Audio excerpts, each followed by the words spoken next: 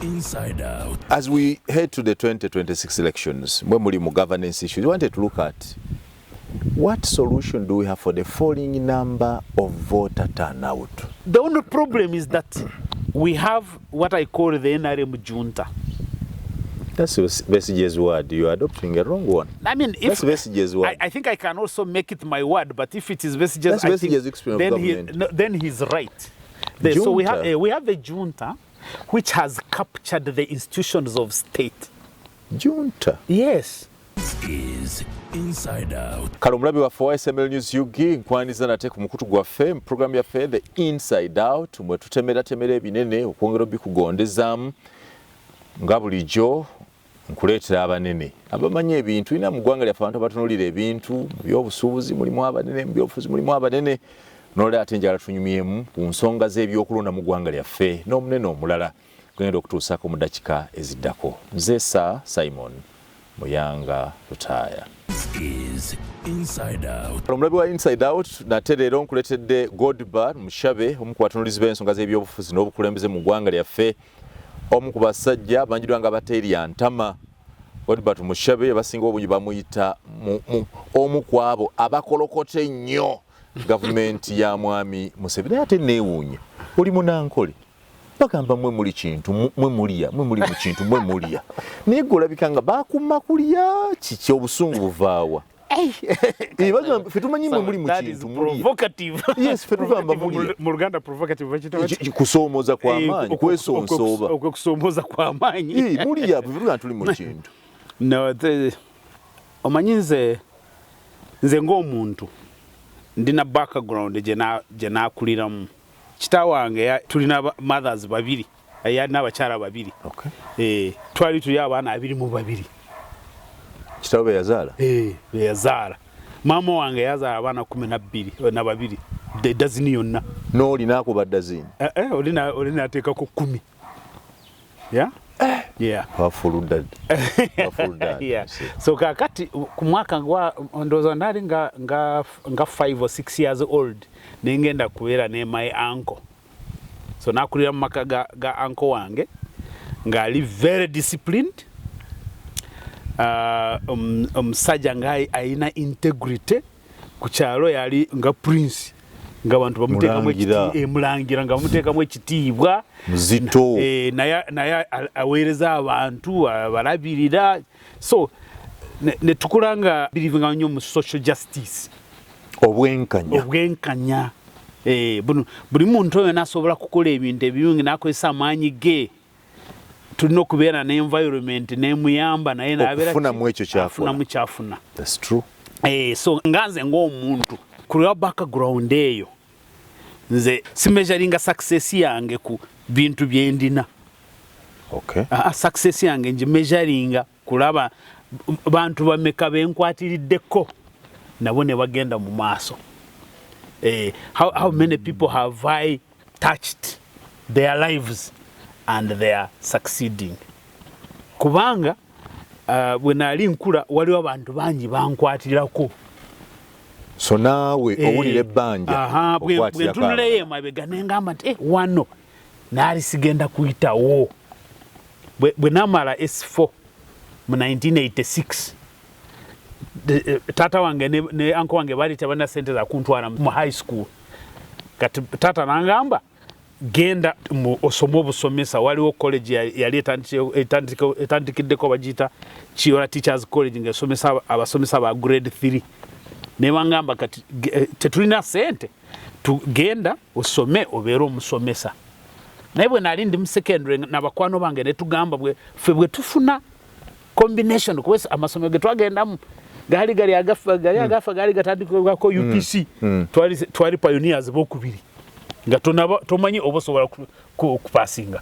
So ne tugamba tusome bwe tufuna combination, just combination olaba selection wetandika tujja kugenda mu Chesi tugende Makerere. That was the plan. For as long as our subjects form a combination. As long as we make a combination. Kati nali mwana watta bulungi according to our standards. Kati nendaba ne combination eziwerako nga mweziri. Kati nengamba nze ntambudde because I said I must go to Makerere. HS. So tata wange ne mugamba plan yange nze yakugenda Makerere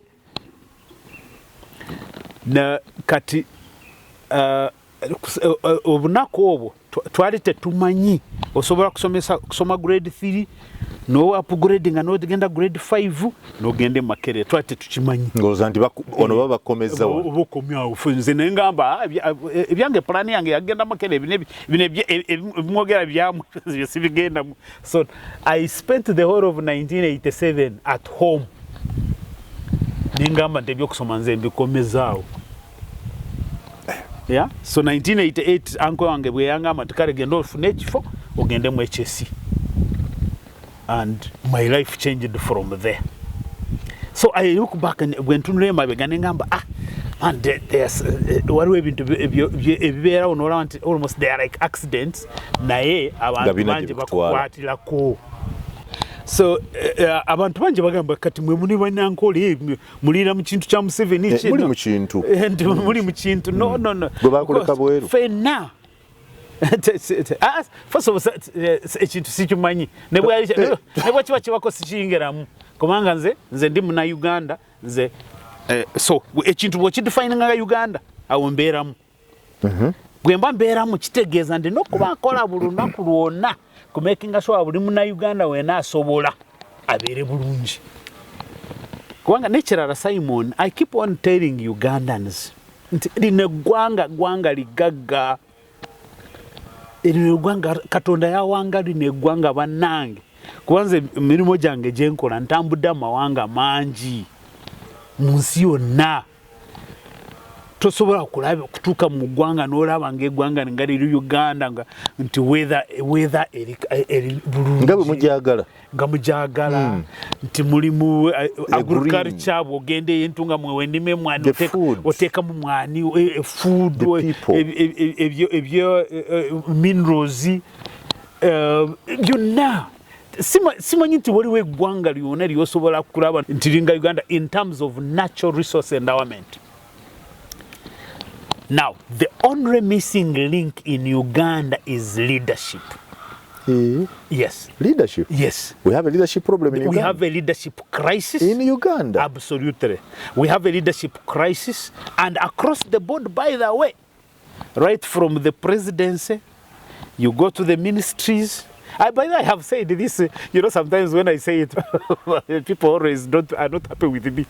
The government go took up level, yosanga nti prime minister wa Uganda, the leader of government minister ngakolera cabinet yamwe yonna nti Mukyala Nabbanja owomanyi nti threshold zaamwe zigenzeko wansiko. Kikyotegeeza Mukyala Nabbanja alina mukyala mulungi, ndowooza alina energy y'amaanyi, ayagala nnyo okukola naye alina ebintu byakola tasobola okukola buli kintu kyonna. So being a prime minister, if you look at the constitution and the job of prime minister, that is not her job, unfortunately. Now the problem with Uganda is that there is something called you are timid. Is it timid? Maybe you are timid. No, I fear to tell you that you are incompetent. When running a government, when deploying a Mukyala Nabbanja. Sigwa prime minister. Sigwa prime minister simuteka yokwe. Nabara abantu banji bwe batyo. Kyengamba so ogenda ku districts. Noraba districts. Chairpersons wa district walaba kuba bulijjo nkola nabo kama batu wa deal mbi. Kitegeera. I was actually going to remind you that Uganda has 3 million political offices. Are you aware? Being a political leader does not make you a leader. You are a political leader. Leadership. Waliwo definition enungi de nasoma mu kitabo kya the late Colin Paul yali chairman wa bakamanda g'amagye ga America, but chairman of the Joint Chiefs of Staff yabeerako ne Secretary of State. Yes, Colin Paul yagamba leadership is that which makes possible what the science of management says is impossible.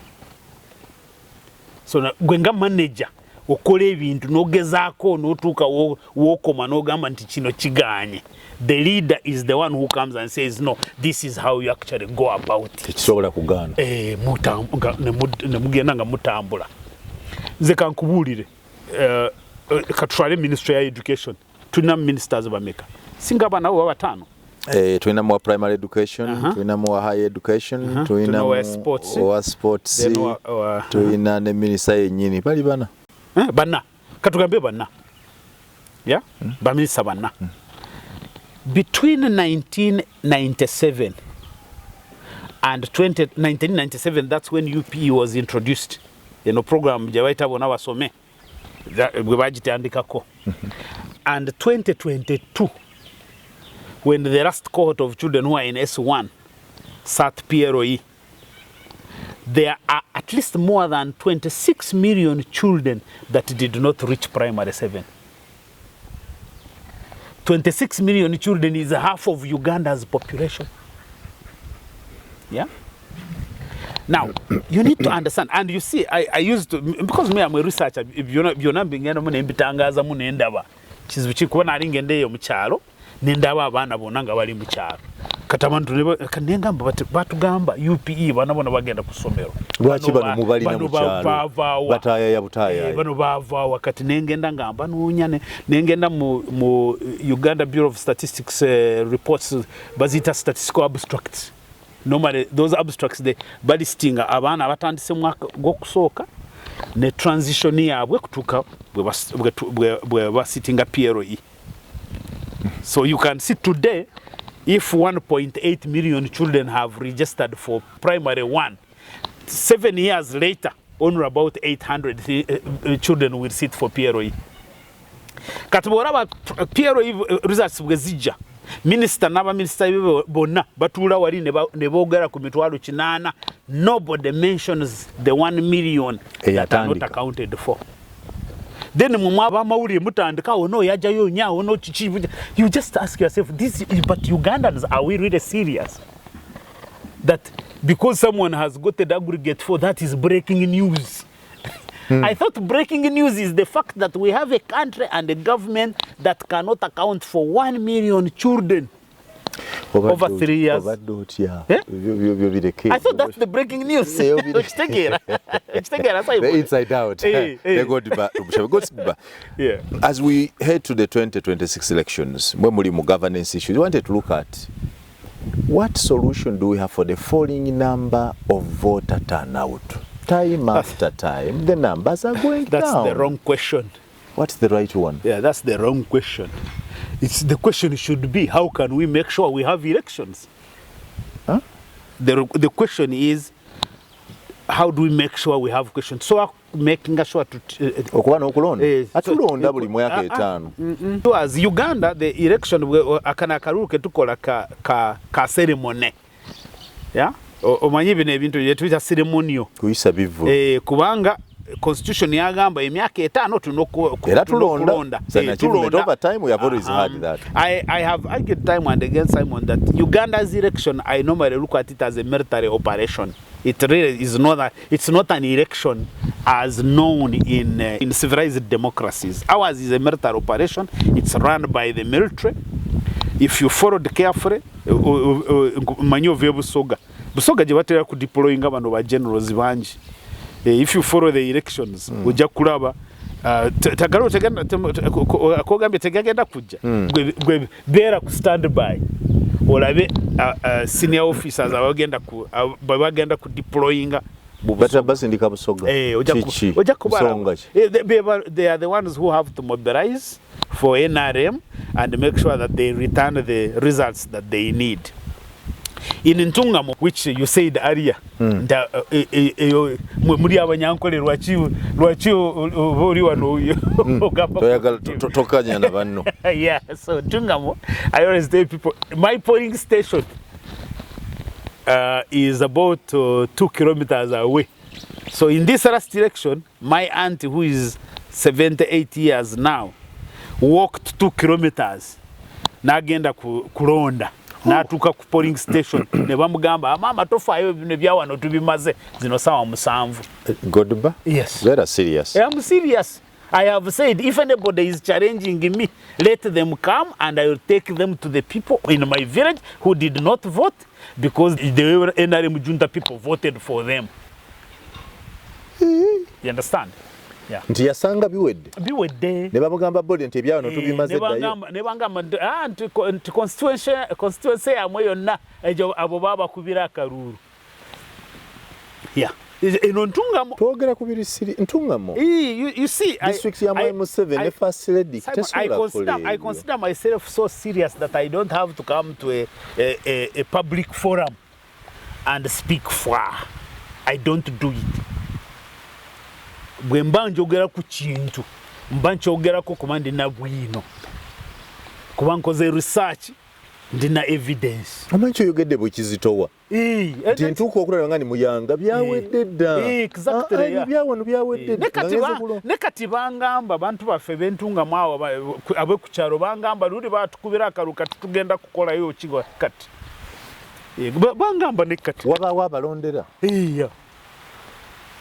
But actually, during the local government system, because during the local government election, they were trying to cheat at one of the polling stations where I was involved in, because I had gone to see. But who is this person who is violating our people's right? You know, Uganda, I don't think that people have got to appreciate what that vote is.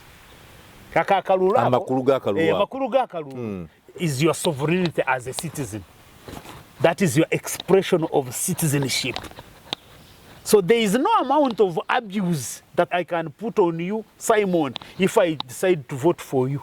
That is the worst abuse I can do on you as a citizen. Okulemesa kuba akalulu. Nenkulondera. Kitegeeza sikubalamu muntu yenna. Ulinga ataliwo. Because that is your very definition of citizenship. Ndimunagwanga. How did we get here? How did we get here? We have degenerated over time. That's what I'm saying, because that's what I do. We have been degenerating, and no matter what happens, by the way, authoritarian regimes like the one that we have here, no matter what they do, is that they keep on making life difficult. The good people normally begin to disengage. This interview, we can finish it now. Yeah? And you see security people come and say, we have arrested you. And they can take you to police cell. And they can even refuse to produce you in court as long as they want. They can even choose that we have arrested Godba. We are going to say we found arms in his place. We are taking him to the court martial. That's basically how authoritarian regimes. You have lost faith in our government, which is unfortunate. In which government? In our country, completely. I can't lose. You don't seem to see that we are moving forward, but we are moving forward. First of all, I can't lose faith in my country. That's why I keep on working. Every single day, I am working to contribute to my country. Number two, I think that in the government, the formal government, they are very, very honest and hardworking men and women trying their best to make sure this country moves forward. And I meet with them and I work with some of them. The only problem is that we have what I call the NRM junta. That's Besige's word. You are adopting a wrong one. I mean, if that's Besige's word. I think I can also make it my word, but if it is Besige's, then he's right. So we have a junta which has captured the institutions of state. Junta? Yes. Yes, Simon. Sometimes even you guys are posing around into Mulibakavi. The decisions in the Waziva. Hey, I'm posing around some of you guys. When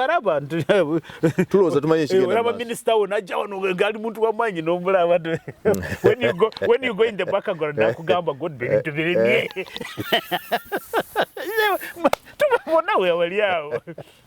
sometimes you even meet with the generals in the army. They say the things are bad. They know. Let me tell you, Simon.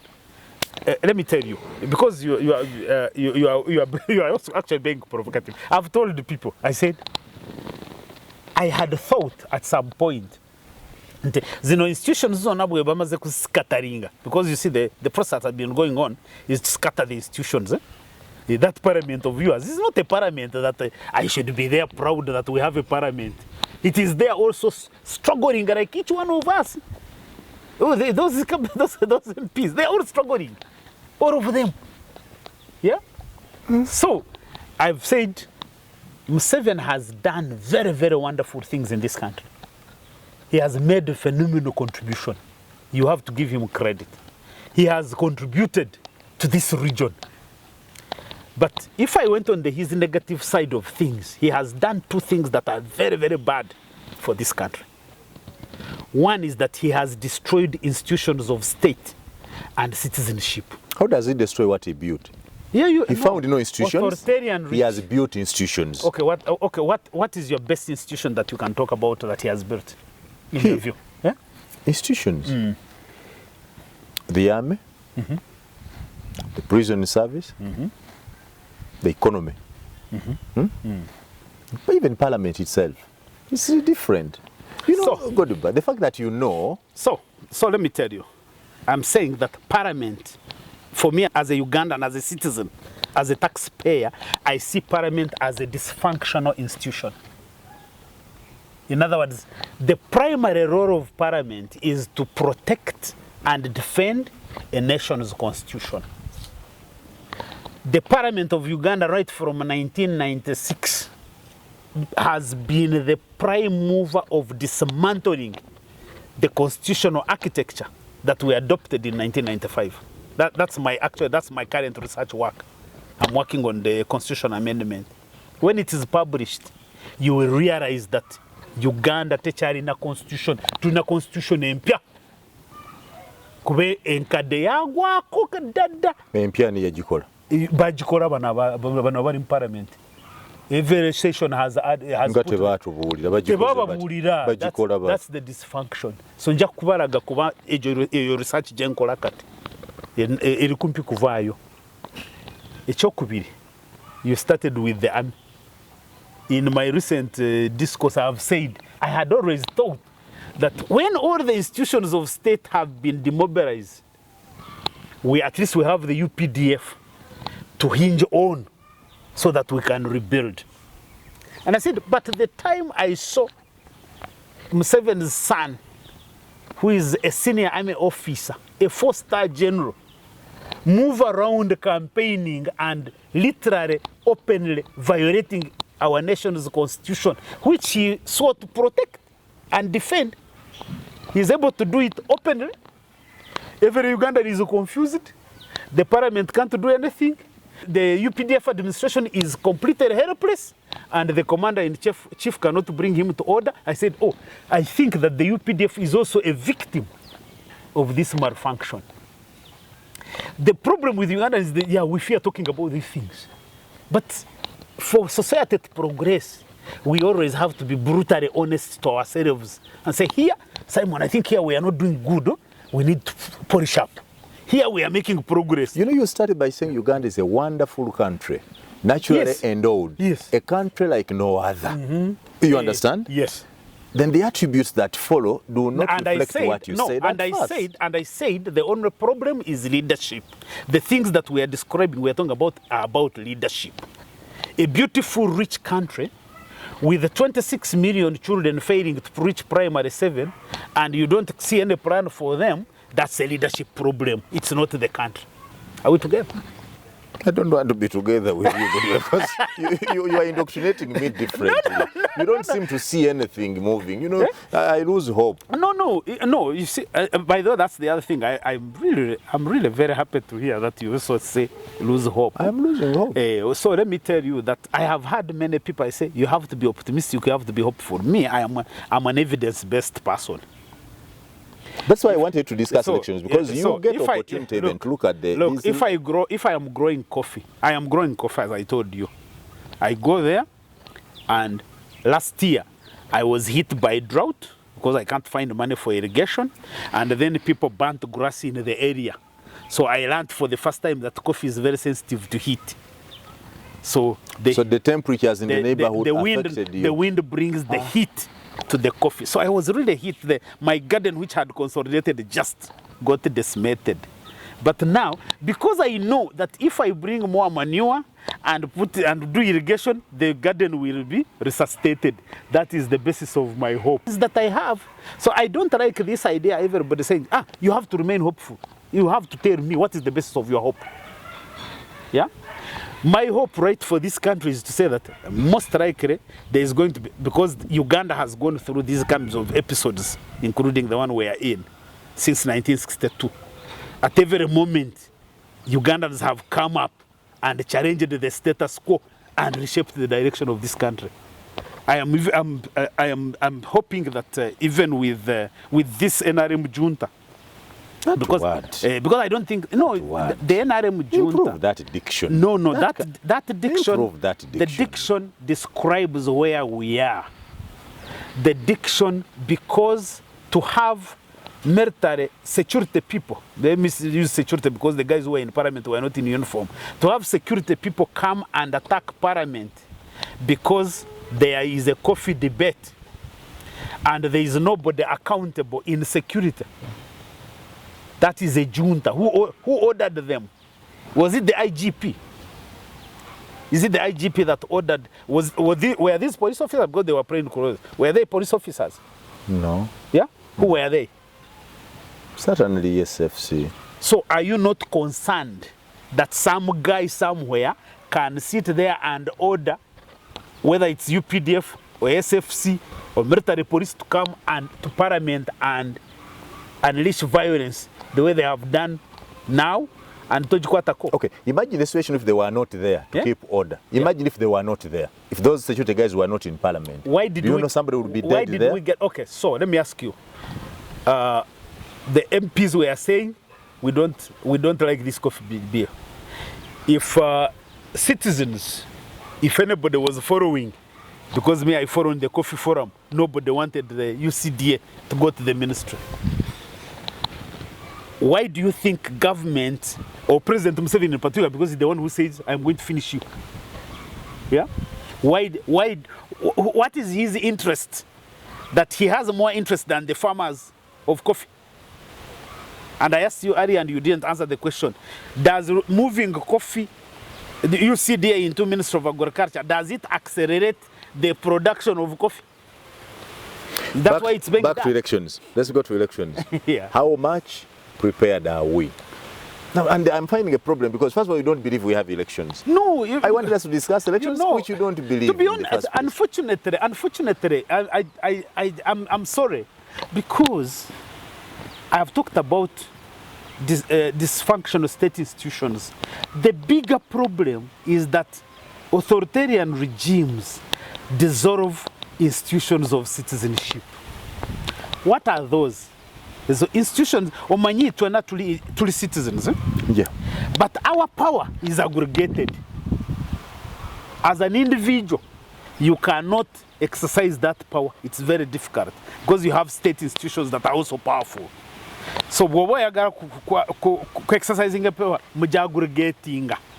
Numbera bangi ezo ze Twitter citizens institutions. Citizens institutions ziri zitya. Abatuuze ababeera mu byobufuzi bagenda mu political parties. So political parties are institutions of citizenship, those citizens who are actively engaged in politics. Bazikozese okukyusa kye baagala. Exactly. You are right. Museveni ajja wano ne bw'amala kusinga kumuwa akalulu ne bakamuwa n'agamba kati ne opposition yonna ngenda kugimalako. You can't have a president who loves this country and start saying that I am going to finish opposition. Because that means you are finishing those citizens. Omanyi yagenda n'eritolo manyi ako ka video okalina n'agamba nti bano abantu bakyagulanye ngenda kubamalako. Era abamazeewo. Do you think that it is normal for a president of a country to say that? Is it normal? If he finds the other groups useless. Yeah? If he finds the other groups useless. You as a president, you can find people you are leading useless. Byange. Byange. So you're president. No, seriously. Yeah. So the point I'm making, so political parties yazimalako. Professional bodies ziryawo. Zibuze. Zirwa. because that's professional people like you and me organize in professional associations. Yes. The lawyers, the engineers, the doctors, architects, the journalists, and others. Yeah? Cultural institutions. I don't know whether you understand. You know, cultural institutions. Do you know how much? First of all, ozigula. Buli cultural leader when umuteka kumusala. Yeah? Bwomara kumuteka kumusala. Ezirimu strong nga Uganda ne Busoga nechi, because Busoga is a problem because you are a populous region. But tutekako ono netugamba ono king wafe netuleta yo mulala netumuteka wali. When you follow most of the kingdoms that have conflicts, the guys who are conflicting are always retired army officers. I don't believe in coincidences in these kinds of matters, especially for an institution like the army, which has a command and control architecture. Yeah? Ogenda mu religion, bano abafa bamadini. Ba born again Christians abo baraba campaign agents ba NRM. Bana abafa aba traditional religion tubawe motoka no busente na chibono balaba bali muted ngamwe bati. Just how much has the opposition done to improve our situation? So this is the crisis we have. Every time all of you guys talk opposition, is there a political party called opposition? No. Hey, so why do you say what has the opposition done? That is a narrative that is meant to demobilize everybody. Because you can't say how much has professional bodies done. Do you ever say that? No. Yeah. You ask about the lawyers, you ask about the doctors, so you ask me what has FDC done, what has NUP done, what has UPC done. But this concept of opposition, what is opposition in Uganda? I have argued, Simon, that when you have a regime, you have a political group called NRM that has captured the institutions of state, and therefore the state is the NRM, you don't have opposition. That does not exist, because you can't have a political party to oppose a government. A political party should oppose another political party. That's what it is. Yeah? That's what. So right now, NRM is the government of Uganda. Some of those contests, I don't know you as how it looked like, but you can be in a contest if you are a candidate of FDC, you are contesting against the candidate of NRM called Mianga Rutaya, and his campaign infrastructure includes the LOC structure. It includes the police, so the district police commander is part of the structure. It includes the ISO. Normally those DISOs and the other group, they work for the NRM. So for you as an FDC candidate, what structure do you have to oppose that kind of architecture? So I am saying, any discussion that tells me that what has opposition done, it means that people do not understand what we are dealing with.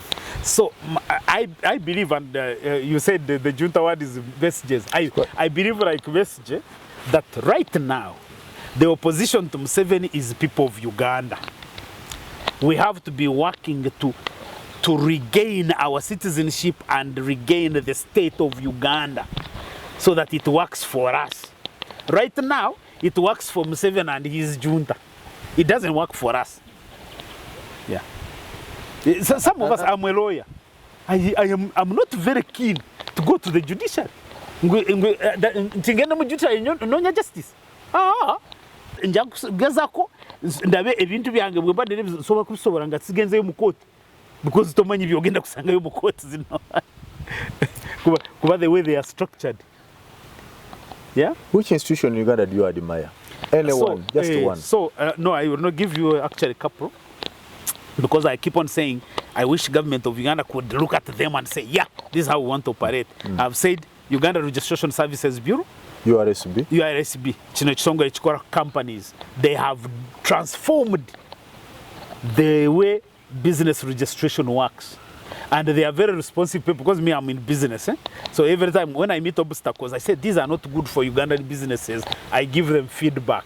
and you actually see them. They say, oh, they are, first of all, they are appreciative. Secondly, they want to remove those obstacles. I think that I would add now the Passport Control Office. Immigration. The way that you can now apply for a passport, you don't have to go struggling the way we used to struggle. The driving permit people. So sometimes even when I'm losing hope, it's like, no, actually, I think if you get the leadership at the top that is able to say, we want certain things to work, they can actually work. So Ugandans who can do things that help you, ordinary people like you and me and others are there. They need a political leadership that really is committed to work for Ugandans.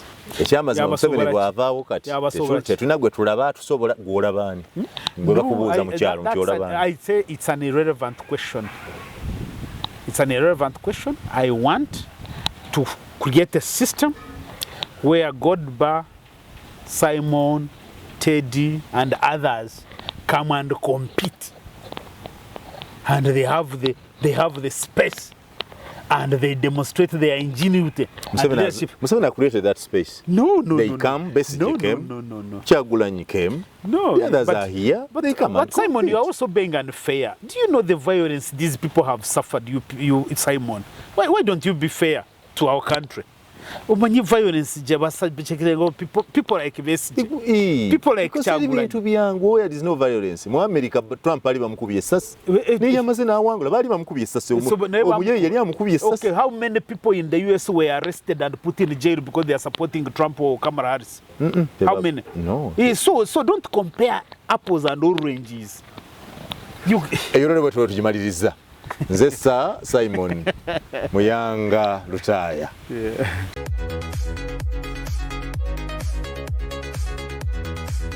This is Inside Out.